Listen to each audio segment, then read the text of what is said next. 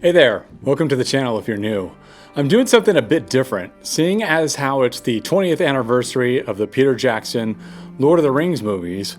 I'm going to start a mini-series on my thoughts, specifically everything wrong with the movies and how almost every single scene changes things from the books. I'm starting off with this prologue, in which I'll give a high-level review of the movies in general. New videos will delve into specifics, disc by disc, using the 4K Blu-ray extended version of the movies.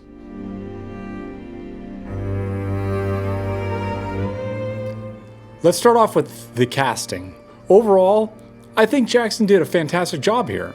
There isn't a single character that I thought was not cast correctly. I do have a few gripes though. Elijah Wood's deer caught in the headlights look wears thin after a while. Another nitpick was using Jonathan Rhys-Davies as Gimli and as Treebeard. Not sure why they didn't get someone dedicated for both roles. Lastly was Andy Serkis as Gollum. I don't like the weird way he portrayed Gollum's voice.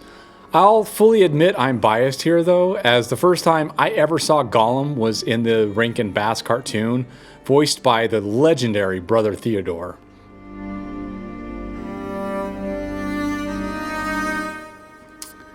The music was definitely one of the biggest highlights of the film. The main theme has an air of mystery and is haunting. I don't think anyone could mistake what they're hearing within just a few notes of the theme song. Other areas were appropriately light and whimsical, such as the Shire's theme song.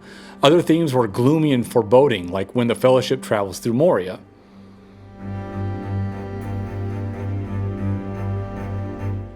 The locations and sets are what really hit everything out of the park, with only a few areas that I wasn't thrilled with. Luckily, these were few and far between.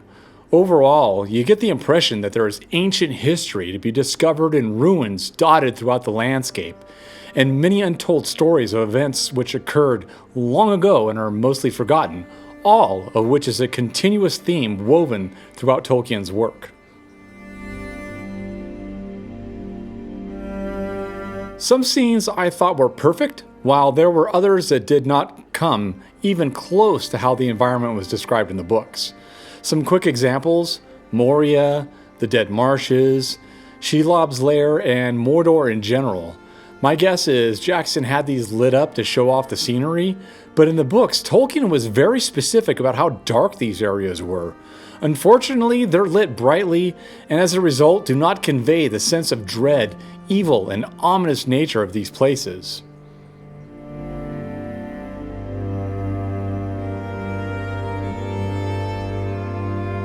Overall, the effects in the movie are fantastic.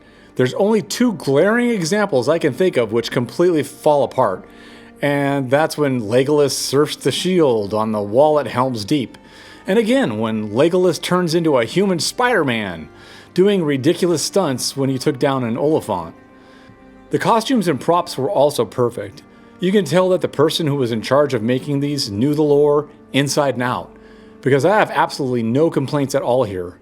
The ring looked like I'd have expected. Sting, which was Frodo and Bilbo's sword, looked like the description of Sting. Glamdring, Gandalf's sword, looked the way Tolkien describes it. The hobbits, the men in dwarves' attire all looked exactly like how I'd expect them to look if they were to come to life. Overall, the films were decent, especially if you compare them to other works such as Ralph Bakshi or the Rankin Bass Lord of the Rings. And when you compare them to the disaster of Jackson's The Hobbit or Amazon's Rings of Prime, then the Lord of the Rings films look like the best movies ever created. Next episode of this series, we'll begin a deep dive into the first disc of the extended Blu-ray 4K version. So thanks for stopping by, and I'll see you in the next video.